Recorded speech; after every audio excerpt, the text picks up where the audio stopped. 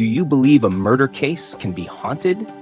This isn't a horror movie, but a true story about a killer in America who told the police he was possessed by a spirit and forced to commit murder, and the evidence at the crime scene was even more chilling than his testimony.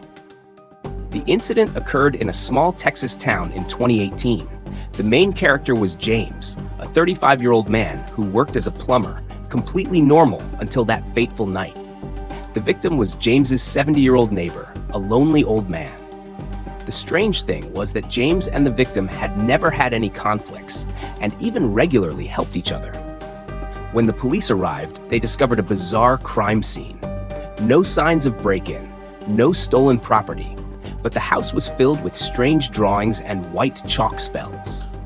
When arrested, James didn't deny the murder, but offered an explanation that stunned everyone.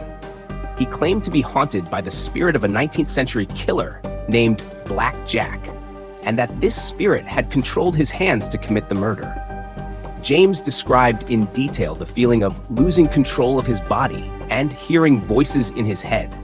Strangely, James, who only completed middle school, could accurately describe historical details about Black Jack that even researchers found astonishing. In prison, James began exhibiting peculiar behaviors. He talked to himself, drew demonic symbols on the walls, and occasionally spoke in a completely different voice.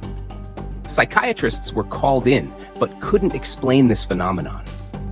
The truth was revealed when investigators discovered James had once been a member of a local historical research group.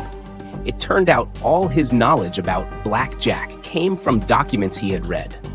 James was sentenced to life imprisonment for premeditated murder. But the real story behind it involved a secret land dispute that the victim had evidence of. The lesson here? Sometimes the most ghostly stories hide the most mundane conspiracies. And in today's world, real demons might be less frightening than the dark thoughts in people's own minds.